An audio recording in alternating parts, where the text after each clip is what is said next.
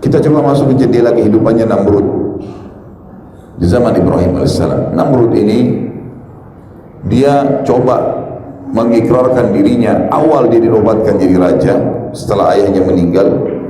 Dia nobatkan dirinya menjadi Tuhan, mengikrarkan dirinya sebagai Tuhan, dan siapapun yang mengiyakan itu semua kebutuhannya dipenuhi, dikasih oleh Namrud. Maka masyarakatnya semua mengakui dia sebagai Tuhan, karena apapun yang disampaikan dikasih, apapun yang diminta dikasih, hanya dengan mengikrarkan dia sebagai Tuhan. Sampai akhirnya menyebarlah penyembahan terhadap Namrud ini. Begitu dia baru menobatkan diri menjadi raja, menjadi Tuhan seperti ini, hari pertama, dan mulailah dia membagi-bagi segala macam kebutuhan masyarakatnya sehingga dia diakui sebagai Tuhan. Allah subhanahu wa ta'ala membuatnya mimpi. Dia mimpi kerajaannya hancur, kebakaran sana sini. Maka dia kaget di tengah malam, kemudian dia bangunkan seluruh penasihat-penasihatnya. Bangun semua, dibangunin. Salah satu penasihat terdekatnya Namrud itu bernama Azar. Azar ini ayahnya Nabi Ibrahim alaihissalam. Jadi ayahnya Nabi Ibrahim alaihissalam ini adalah penasihatnya Namrud. Bahkan dia orang tangan kanannya Namrud. Azar ini, Bapak Ibu sekalian, sangat mahir membuat patung. Jadi Namrud ini pada saat mengaku sebagai Tuhan, dia suruh Azar buat patung-patung dia dan patung-patung yang Namrud ingin, seperti misalnya patung burung, patung harimau, beragam macam. Disebarkanlah patung-patung tersebut di seluruh pelosok wilayah kekuasaannya dia. Jadi orang-orang tidak perlu datang ke Babilonia, ibu kota Irak pada saat itu, untuk menyembahnya. Cukup menyembah patung-patung yang dikirim ke sana. Dan Azar ini otaknya, ayahnya Nabi Ibrahim AS. Di tangan dia semua pembuatan patung itu. Jadi menjadi tangan kanannya Namrud. Kaget Namrud malam hari, kemudian dia tanya penasihat-penasihatnya, apa saran kalian? Apa nih? Mimpi apa nih? Kata mereka, kami tidak tahu mimpi ini apa ini. Tidak ada gambaran. Sampai akhirnya ada satu orang yang berkata dari penasihatnya, mungkin malam ini ada bayi yang lahir, laki-laki di Babilonia yang akan menghancurkan kerajaan Anda. Tiba-tiba Namrud menangkap pernyataan tersebut, lalu dia mengeluarkan instruksi yang aneh. Dia mengatakan, kalau begitu semua anak laki-laki yang lahir malam ini di Babilonia dibunuh. Malam ini juga, sekarang gerakan. Sebelum terbit matahari, keliling di semua rumah, ada anak bayi laki-laki baru lahir, bunuh semua. Kebetulan Azar hadir di situ. Malam itu hadir karena dipanggil tiba-tiba kumpul sama Namrud, dan istrinya baru melahirkan anak laki-laki, itulah Ibrahim. Maka dia pun pulang ke rumahnya lalu mengatakan, selamatkan Ibrahim ke hutan, karena Namrud sudah keluarkan instruksi suruh bunuh semua anak laki-laki. Pasti dia kalau ketahuan akan dibunuh nih. Dilarikanlah Ibrahim alaihissalam ke hutan. Ada banyak cerita tentang Ibrahim waktu masih kecil. Beliau tinggal di dalam hutan, kemudian Allah subhanahu wa ta'ala merawatnya. Ada athar yang menyebutkan Ibrahim mengisap jempolnya, kemudian keluar susu dan madu dan segala macam cerita. Tapi saya tidak ceritakan tentang kisah kecilnya Ibrahim alaihissalam. Yang saya ceritakan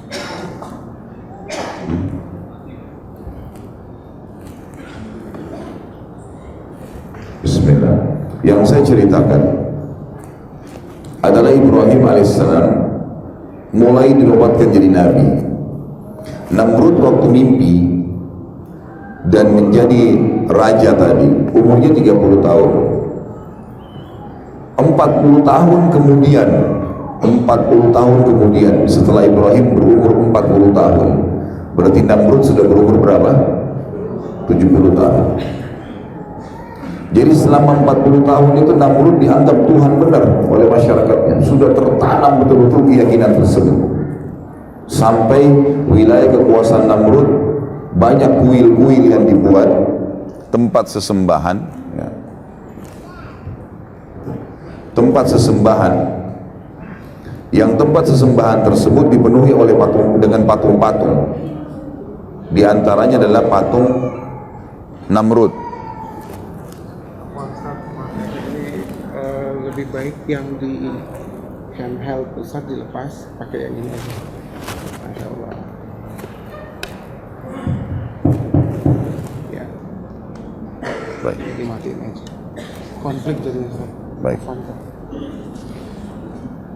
Bismillah. Dengar nggak? Udah sampai mana? Namrud kenapa Namrud? Baik. Akhirnya Namrud sudah waktu itu didobatkan jadi raja dan memang dia buat kuil-kuil yang banyak sekali. Kuil-kuil ini diantaranya di pusat Babilonia sendiri itu ada kuil yang besar sekali pada saat itu dibuat. Di dalamnya penuh dengan patung, puluhan patung. Ada patung singa, patung burung, patung macam-macam. Dan di tengah-tengah kuil, di ujung sekali, itu patungnya Namrud. Selalu begitu dia buat kuil, harus ada patung dia. Jadi masyarakat yang tidak sempat datang ke istananya untuk menyembah, itu datang ke kuil-kuil ini. Kasih sesajen, mohon-mohon, menyembah selain Allah. Ibrahim alaihissalam dinobatkan oleh Allah SWT menjadi nabi di umur 40 tahun. Lalu kemudian kisah beliau adalah beliau masuk di Babilonia. Tinggal di luar Babilonia tadinya, di hutan, sekitar hutan, kemudian beliau masuk ke Babilonia.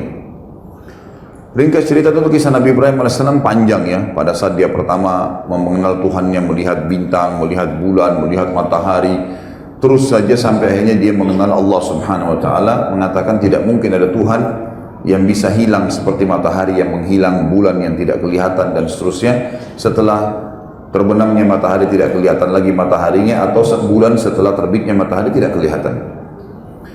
Ringkas cerita adalah Ibrahim alaihissalam masuk ke Babilonia, kemudian Ibrahim alaihissalam tidak menunda dakwahnya, langsung ke pusat kota Babilonia dan mendatangi kuil yang banyak patung-patung itu. Dan kebetulan pada saat itu di malam hari, masyarakat Babilonia lagi menyembah patung-patung ini, lagi mohon-mohon, bawa sesajen. Kuil itu cukup tinggi, dan sekarang masih ada puing-puingnya di Irak. Jadi kalau salah satu di antara Anda pergi ke Irak atau melihat cuplikan tentang Irak, yang dianggap kisah sejarah itu adalah peninggalan kerajaan Namrud ini. Maka yang terjadi Bapak Ibu sekalian, Ibrahim alaihissalam datang ke kuil tersebut. Patung-patung itu kebetulan di tengah-tengah kuil ada jalan yang panjang untuk orang masuk dan orang keluar. Di kiri kanan tembok penuh dengan patung-patung yang besar. Di tengah-tengah ruangan ada patung Namrud yang besar. Dan di situ antara orang dengan patung itu ada jedah bangunan yang cukup tinggi. Orang harus lewat tangga untuk naik ke atas, dan sudah menjadi doktrin, dogma pada saat itu, keyakinan kalau tidak boleh orang biasa mengantar sesajen ke patung-patung itu, harus melalui penjaga kuil. Jadi penjaga kuil ini punya kedudukan tersendiri. Siapa yang mau kasih sesajen, punya hajat apa, dikasih. Dia mau kasih kepada patung yang mana nih, misal patung sana, lalu kemudian nanti dia yang antar ke situ. Tiap hari mereka lakukan kebodohan ini. Ringkas cerita, Ibrahim alaihissalam malam itu langsung datang ke kuil tersebut. Sementara orang lagi memuja-muja patung, Ibrahim alaihissalam naik ke tangga yang untuk pergi ke patung-patung itu. Lalu Ibrahim alaihissalam pada saat dia naik, orang tahu Ibrahimnya tidak dikenal sebelumnya dan tahu siapa penjaga kuil, musuhnya yang biasa bisa naik. Orang lain selain penjaga kuil yang naik pasti kualat tuh. Nanti kena penyakit, nanti kena petir, nanti kena macam-macam. Keyakinan mereka pada saat itu. Ringkas cerita, Ibrahim alaihissalam sengaja naik. Orang-orang semua akhirnya matanya menuju ke Ibrahim. Ibrahim alaihissalam datangin patung yang pertama. Lalu Ibrahim alaihissalam lihat di situ ada sesajen buah-buahan, buah segar, diantaranya apel. Ibrahim alaihissalam ngambil apel itu. Orang-orang semua heran. Ini keyakinannya, jangankan ngambil sesajen itu, mendekati saja sudah kualat, gitu kan. Ibrahim alaihissalam ambil apel itu, kemudian sengaja menggigitnya di depan mereka, bukan untuk makan. Lalu Ibrahim balik ke patung itu sambil berkata, wahai yang dianggap Tuhan oleh masyarakat Babilonia, apa kau tidak marah saya ambil apelmu? Kira-kira patung nyaut nggak? Nggak ada suara. Hening pada saat itu. Tapi orang sudah yakin ini Tuhan mereka. Ya, gitu. Maka Ibrahim ulangi alaihissalam, wahai yang dianggap Tuhan oleh masyarakat Babilonia, kau tidak marah saya makan apelmu? Nggak ada suara. 3 kali, wahai yang dianggap Tuhan oleh masyarakat Babilonia, yang selalu dipuja, dipuji, kau tidak marah saya ambil apelmu? Nggak ada suara. Ibrahim melakukan gerakan yang lebih lagi daripada itu. Apel yang sudah digigit tadi dilempar ke wajahnya patung itu. Jatuh apel, ini penghinaan luar biasa. Jatuh apel tersebut sudah pasti tidak ada apa-apa. Lalu dia balik lagi, wahai yang dianggap Tuhan masyarakat Babilonia, kau tidak bisa lawan saya sudah lempar wajahmu dengan apel ini. Sudah saya ambil apelmu, saya lempar lagi wajahmu. Gak ada suara tentunya. Makin hening suasana. Ini yang hadir di kuil-kuil ini besar sekali. Bisa menampung sampai ribuan orang. Dan Ibrahim AS melakukan gerakan ini luar biasa di malam yang memang mereka lagi puncaknya beribadah lah. Lalu Ibrahim AS tidak cukup situ, pindah ke patung sebelah, lakukan hal yang sama. Patung sebelah sama, terus dikelilingi semua puluhan patung itu sampai selesai semua. Orang-orang menyaksikan kejadian tersebut dengan tercengang. Lalu Ibrahim balik ke arah mereka mengatakan, wahai masyarakat Babilonia, apakah kalian tidak punya akal menyembah patung-patung yang kalian pahat sendiri, yang kalian buat sendiri matanya, tidak bisa berbuat apa-apa? Bukankah saya sudah buktikan ke kalian, saya ngambil sesajen yang kalian kasih, mereka tidak bisa marah, saya lempar ke wajahnya, mereka tidak bisa marah, dan saya bahkan bisa menghancurkan Tuhan-Tuhan kalian dengan tangan saya. Orang-orang Babilonia hening semua. Kata Ibrahim, yakinlah dan percayalah, saya utusan Allah dan Allah Tuhan kalian yang menciptakan langit dan bumi ini. Dialah yang harus ditundukin. Orang semua tenang, nggak ada yang bicara. Bingung antara iya atau tidak. Ini baru ucapan pertama dakwah Nabi Ibrahim alaihissalam. Maka mereka pun akhirnya ada yang diam terus keluar dari kuil. Kata Ibrahim alaihissalam, demi Allah kalau kalian tidak mau meninggalkan menyembah berhala-berhala ini, maka saya akan melakukan tipu daya terhadap Tuhan-Tuhan kalian. Mereka keluar dari kuil. Ibrahim alaihissalam turun juga dari tempat tersebut. Tidak ada yang berani menyentuh Ibrahim, karena Ibrahim ini sudah mengalahkan Tuhan mereka. Berarti ini bahaya, lebih berbahaya Ibrahim daripada Tuhan, gitu kan? Mereka tidak ada yang berani dekat dengan Ibrahim alaihissalam. Ibrahim keluar, ngambil kampak, kembali lagi masuk. Tapi orang-orang sudah bubar semua nih, tinggal penjaga kuil pada saat itu. Ibrahim AS naik kuil ini, patungnya dihancurin semua, dipotong tangannya, dipecahin kepalanya, potong kakinya, semua dirusakin sama Ibrahim, berantakan. Penjaga kuil sendiri ini tidak berani, tetap masih menganggap Tuhan. Ini sudah puluhan tahun keyakinannya.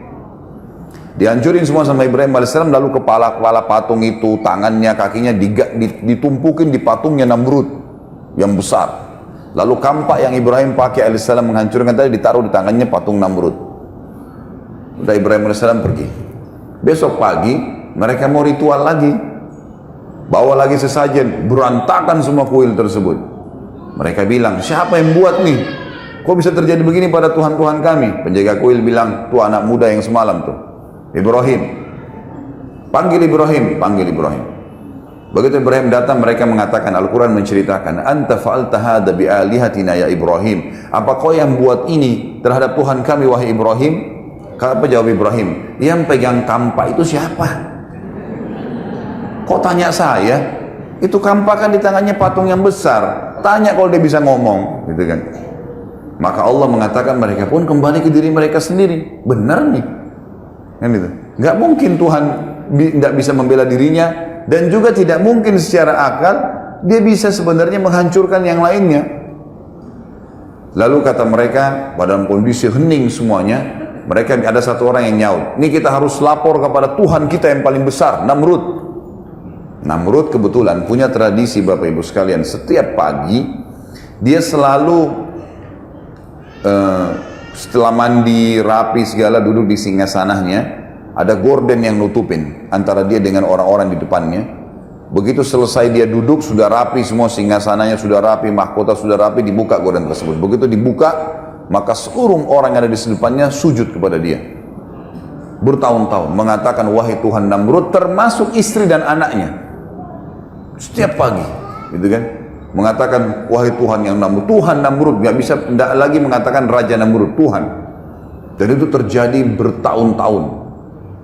Ibrahim alaihissalam waktu diancam begitu, kita mau lapor kepada Tuhan kita terbesar, kata Ibrahim, nggak usah lapor, saya ke sana, saya mau langsung ke istananya Namrud. Ibrahim alaihissalam pergi ke sana sendirian, orang-orang berbondong-bondong masuk, banyak istananya Namrud besar, orang banyak mau sujud kepada Namrud, karena setiap sujud minta apa-apa dikasih, minta makanan, minta uang, minta apa saja dikasih sama Namrud. Maka pada saat diangkat tirainya, Namrud sudah mulai kelihatan, orang semua sujud, Ibrahim alaihissalam tidak sujud, berdiri sendiri. Namrud heran, 40 tahun tidak pernah ada orang membangkang, baru kali ini. Dia tanya, siapa kamu ini berani benar nggak sujud dengan saya? Ibrahim alaihissalam nabinya Allah, dan ini sudah berkarat nih penyakit, gitu kan? Maka tidak bisa lagi dengan cara yang pelan. Kata Ibrahim alaihissalam dengan tegas, wahai Namrud, bukan lagi wahai raja, apalagi Tuhan, dipanggil namanya.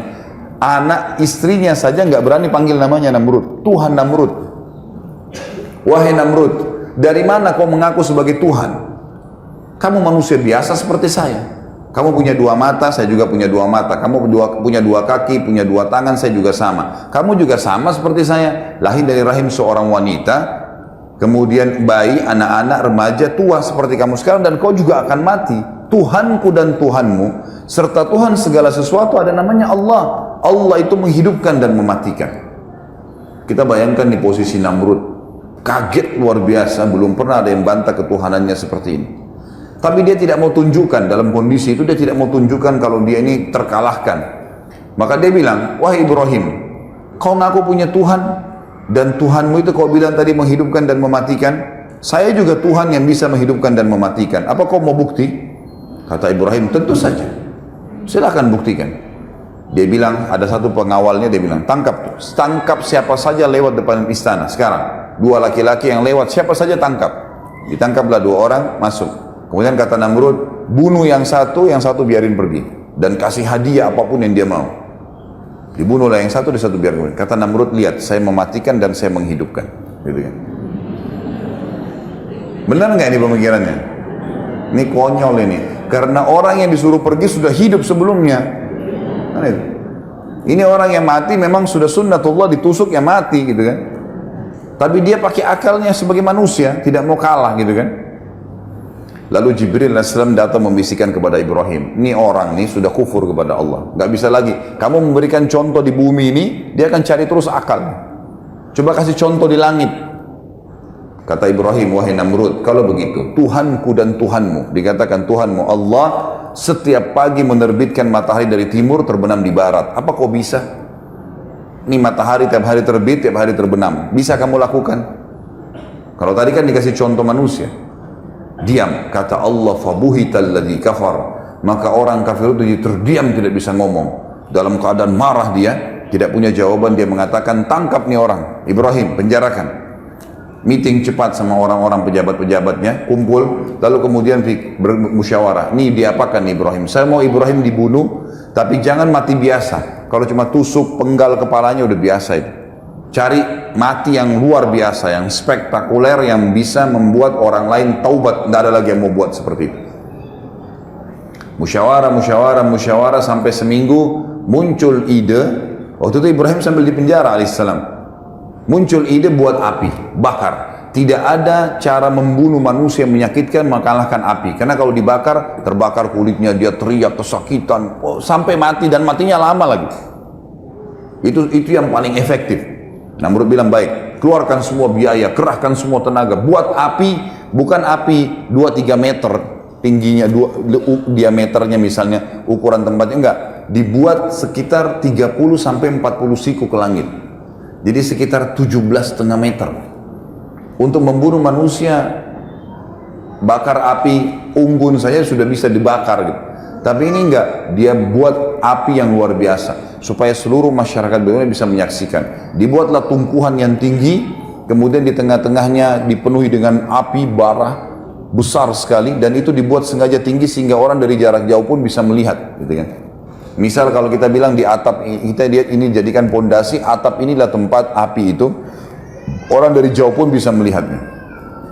Ringkas cerita adalah dibakarlah api tersebut dengan biaya yang besar, dengan tenaga yang besar. Di sekitar api, Namrud letakkan prajurit-prajurit pilihannya untuk menjaga. Lalu Ibrahim alaihissalam dikeluarkan, kemudian Ibrahim alaihissalam dibuka bajunya. Supaya kata Namrud dia bisa merasakan lebih sakit lagi daripada ya, api itu. Waktu Ibrahim alaihissalam akan dilempar dari jarak jauh masuk ke dalam api, gitu kan? Maka yang terjadi adalah Ibrahim alaihissalam sempat kedatangan Jibril alaihissalam, dan Jibril berkata, wahai Ibrahim, Allah telah mengutus saya kepada kamu, dan Allah berkata kepada saya bahwasanya Jibril bantulah Ibrahim apapun yang dia mau. Maka sekarang kau bisa minta tolong sama saya apa saja Ibrahim. Kau minta saya bunuh Namrud, saya matikan Namrud. Kau minta saya hancurkan Babilonia, saya hancurkan Babilonia. Kau minta saya padamkan api, saya apa saja minta sekarang saya bisa jalankan. Titahnya Allah kepada saya begitu. Kata Ibrahim alaihissalam, wahai Jibril, kalau kepadamu saya tidak perlu, tapi kalau kepada Allah saya akan minta. Makanya Allah memuji Ibrahim mengatakan, Inna Ibrahim kana ummah. Ibrahim itu satu orang tapi seperti satu umat. Keyakinannya luar biasa. Jibril pun dia tidak mau minta tolong, gitu kan. Maka dengan setelah itu Jibril pun alaihissalam pergi, lalu berkata Ibrahim alaihissalam, ya Allah, zat yang telah aku imani secara gaib, nggak kelihatan, gitu kan. Nggak ditahu Allah itu, tidak kelihatan, cuma bisa dirasakan keberadaannya, kan gitu. Diyakini keberadaannya. Aku yakin engkau lah yang telah menciptakan aku dan segala sesuatunya termasuk api di depanku ini. Api ini lagi berkobar besar. Ibrahim sudah diikat, dilempar dari jarak jauh dengan katapel gitu. Jadi jauh sekali jaraknya agar kelihatan oleh orang-orang. Lalu dia bilang, engkau lah yang telah menciptakan aku dan seluruh segala itu dan termasuk api, dan engkau lah yang menjadikan api ini dasarnya, fitrahnya panas. Jadikanlah api ini dengan kemahabesaranmu dingin dan keselamatan untukku. Balik dari panas menjadi dingin. Maka Allah SWT mengatakan, kami terima permohonannya Ibrahim. Dalam kondisi dia ingin membuktikan kebesaran Allah. Maka dilemparlah Ibrahim AS dari jarak jauh. Pada saat dilempar Ibrahim AS, ada satu ya, kejadian juga di situ. Ibrahim AS pada saat masuk ke dalam api, tentu Bapak Ibu sekalian, manusia kalau kena api, sekuat apapun badannya, sekekar apapun, pasti teriak. Gitu kan? Gak ada yang bisa menahan panasnya api. Maka begitu Ibrahim AS masuk ke dalam api, subhanallah, gak ada teriakan, gak ada jeritan, gak ada suara apapun, gak ada, hening sekali. Orang-orang sempat bertanya, ini Ibrahim ini mati atau enggak ya? Namrud pun bingung, tidak ada orang yang kena api, tidak ada teriakan. Maka Namrud itu kebetulan singgasananya ditaruh di luar, diangkat, kemudian dia berhadapan sama api, dia melihat api itu, dia menyaksikan sendiri, gak ada suara. Lalu Namrud ingin menenangkan audiensnya, masyarakatnya. Waktu itu dia mengatakan, Ibrahim sudah mati di awal kena asap saya, asap api saya. Udahlah, orang percaya, orang bubar. Kata Namrud, biarkan 3 hari. 3 hari biarin, terbakar. Dan dijaga ketat di sekitar api. Kalau ada Ibrahim mau coba lari, dorong. Tapi nggak ada suara ini, nggak ada apa-apa ini. Nggak ada cerita, nggak ada derikan, nggak ada suara sama sekali. Bubarlah semua, sampai 3 hari. Namrud ini masih makan, minum, berhubungan biologis dengan pasangannya. Allah membiarkan orang-orang kafir itu melakukan upayanya dan melalui kehidupan dunia yang cuma sebentar ini. 3 hari kemudian, subhanallah, dia nikmatin hidupnya luar biasa, berpesta-pesta menganggap Ibrahim sudah dibakar, sudah mati. Hari ketiga dikeluarin lagi singgasana, undang lagi masyarakat Babilonia. Begitu mereka datang semua, lalu kata Namrud, saya ingin padamkan api. Saya ingin lihat debunya Ibrahim. Padamkan api. Semua orang menyaksikan. Waktu dipadamkan api, mereka kaget. Ibrahim alaihissalam sedang duduk di tengah-tengah tumpuhan api mereka. Duduk. Tidak ada apa-apa sama sekali. Gitu kan? Maka Jibril alaihissalam datang kepada Ibrahim menyampaikan instruksi satu saja. Wahai Ibrahim, Tuhanmu perintahkan kau untuk berdiri pulang ke rumahmu. Nggak ngomong apa-apa. Itu saja instruksinya. Berdiri pulang ke rumahmu. Ibrahim AS belum mengerti itu. Yang penting perintah Allah sudah jalanin. Gitu kan? Dan ini tugasnya orang beriman nih. Diperintahin apapun kerjain. Masalah ada hikmahnya, gak ada hikmahnya itu urusan nanti. Dia sudah yakin Tuhannya. Ternyata ada satu hal yang ingin Allah sampaikan kepada seluruh orang yang hadir pada saat itu. Ibrahim alaihissalam, orang-orang pada saat itu lihat Ibrahim duduk. Namrud sempat ucapin kalimat, Ibrahim terbakar kaku. Jadi dia terbakar kaku jadi hangus, tapi kan dari jauh orang tidak tahu ini hangus atau enggak. Maka terbantahkan pada saat itu karena Ibrahim berdiri dan turun, pergi ke rumahnya, pulang ke rumahnya, itu saja. Perintahnya Allah kan itu. Orang-orang semua bilang berarti Ibrahim enggak mati dibakar api. Banyak orang yang beriman kepada risalah Nabi Ibrahim. Berarti Tuhannya Ibrahim luar biasa. Namrud pulang ke istananya, bingung mau jawab apa lagi nih. Dan kira-kira Bapak Ibu sekalian, dan ini selalu Allah beginikan orang-orang kafir ya, dibiarkan mereka melakukan upaya mereka maksimal, dan akhirnya Allah batalkan dengan hal yang kecil. Kira-kira setelah membuat api sebesar itu dengan biaya yang besar, tenaga yang besar, kira-kira apa lagi yang bisa Namrud lakukan? Ibrahim kira-kira setelah dibakar api tidak mempan dengan ditebas dengan pedang? Secara akal sudah nggak mungkin, karena api saja sebesar itu tidak bisa membakar, apalagi kalau cuma ditebas sama pedang gitu kan. Dalam kondisi bingung semalam suntuk dia nggak bisa tidur, maka lalu Ibrahim berkata, maka Namrud pun dalam kondisi bingung tidak bisa tidur. Keesokan paginya Allah subhanahu wa ta'ala dalam riwayat Bukhari dikatakan mengutus kepada Namrud seekor lalat. Lalat ini masuk di lubang hidungnya terus sampai ke otaknya. Bagaimana caranya Allahu a'lam, tidak usah dipikirkan caranya. Yang jelas masuk lalat tersebut sampai ke otaknya. Dalam hadis dikatakan sampai ke otaknya. Namrud kesakitan, ditepuk-tepuk nggak bisa keluar. Kira-kira lalat ini mau dilawan dengan apa nih? Bisa dengan otot yang besar? Bisa dengan sebilah pedang yang tajam? 1 juta prajurit? Ada yang bisa. Allah ceritakan dalam Al-Quran itu masalah lalat ya. Sedikit saya kuatkan di sini dalilnya. Bukan berhubungan sama kisah Ibrahim alaihissalam, tapi ada firman Allah, A'udzubillahi minasyaitonirrajim, ya ayuhan nas duriba mathalun fastami'ulah. Hai sekalian manusia, telah diberikan perumpamaan kepada kalian, dengarkan baik-baik, renungi baik-baik. Innal ladzina tad'una min dunillah, semua yang kalian seru selain Allah, patung kah, pohon kah, setan kah, malaikat kah, semua selain Allah itu, la yakhluqu dzubaban walau ijtama'ulah. Mereka tidak pernah mampu menciptakan seekor lalat walaupun mereka bersatu semua. Semua bersatu, semua jin, semua malaikat, semua hewan-hewan kumpul sama manusia bersatu ciptain satu lalat, mereka tidak akan mampu, kata Allah. Wa iyyadlub minhum dzubabu syai'an la yastanqidhuhu min. Dan kalau lalat mencuri sesuatu dari mereka, mereka tidak mampu mengambilnya kembali. Ini kalau kita punya susu atau air, lalat datang hingga ambil setetes terbang, bisa diambil kembali? Kata Allah begitu. Da'ufat talib wal matlub, sungguh lemah yang disembah dan yang menyembah. Jadi Allah tantang masalah itu. Namrud ini sempat ingin menyiksa Ibrahim berapa hari tadi? 3 hari. Allah siksa dia 3 hari. Lalatnya 3 hari di otaknya. Nggak makan, nggak minum, teriak-teriak, kesakitan, terbolak-balik, nggak tidur, nggak makan, nggak minum. Manusia 3 hari nggak makan, nggak minum, nggak istirahat, sudah kacau balau semuanya. Sehari aja kita begadang sudah pusing besoknya, apalagi ini 3 hari nggak makan, nggak minum dan seterusnya, dan kesakitan, terganggu. Kita maaf, ingus saja yang ada buntu itu sudah susah. Ini lalat di dalam bergerak-gerak, gitu. Dia kesakitan. Maka akhirnya 3 hari kemudian dia mati, meninggal tergelepar di depan singgasananya. Dan subhanallah, pada saat dia meninggal, semua pejabatnya datang mendekat, orang-orang yang meyakini dia sebagai Tuhan. Dan dengan hikmah Allah, mereka menyaksikan lalat keluar dari hidungnya. Keluar tuh lalat. Sehingga mereka tahu Namrud mati dengan seekor lalat. Tersebar satu Babilonia dulu, raja yang selama ini dianggap Tuhan dibunuh oleh seekor lalat. Inilah akhir kehidupan Namrud.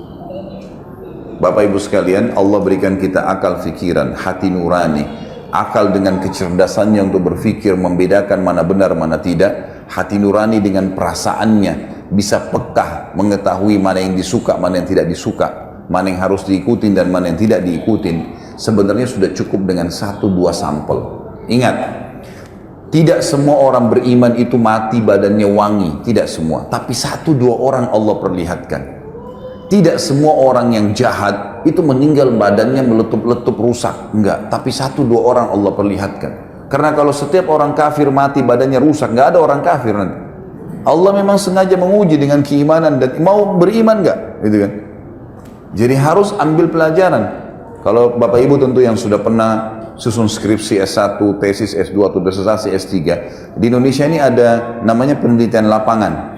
Jadi kita adakan penelitian lapangan. Kalau saya mau tahu di Rawamangun ini kebiasaan masyarakat apa, saya nggak bisa datangin semua rumah. Datangin RT-nya, RW-nya, sampel-sampelnya sudah ada. Camat, datangi lurah, dia akan berikan informasi lengkap tuh. Ini, begini, selesai. Maka begitulah penelitian, gitu kan, penelitian lapangan. Begitulah Allah berikan kepada kita. Namrud sudah jadi pelajaran sampel manusia satu yang kufur kepada Allah. Nih lihat nih, begini caranya dihancurin. Jangan tunggu semuanya begitu, nggak bisa. Gitu kan? Harus kita peka. Karena manusia itu kalau dengan kepekaannya, dengan akal sehatnya, begitu dia tahu ini salah ditinggalkan, begitu dia tahu benar diikutin, maka dia akan aman tuh. Tapi kalau dia tidak mau, Allah datangkan cobaan yang memaksa dia untuk membenarkan kebenaran itu. Pasti nanti dengan penyakit yang berat, dengan cobaan yang berat, terus begitu. Sampai dia meyakininya nanti. Kalau tidak juga maka kufur, masuk neraka. Gitu kan? Sudah seperti itu. Habislah kisah Namrud yang agung tadi, punya singgasana yang besar. Sampai sekarang ribuan tahun masih ada patung-patung peninggalannya. Ada sampai sekarang di Babilonia. Kalau Bapak Ibu saya tidak tahu di YouTube ada atau tidak, coba diketik sisa kerajaan Babilonia. Coba lihat, pasti ada tuh. Ada patung kepalanya, ada patung-patung besar, ada yang dianggap dulu tempat tungkuhan api yang dibakar Ibrahim alaihissalam, ada puing-puingnya masih ada. Dan dirawat oleh pemerintah Irak sekarang karena dianggap itu sejarah, gitu kan.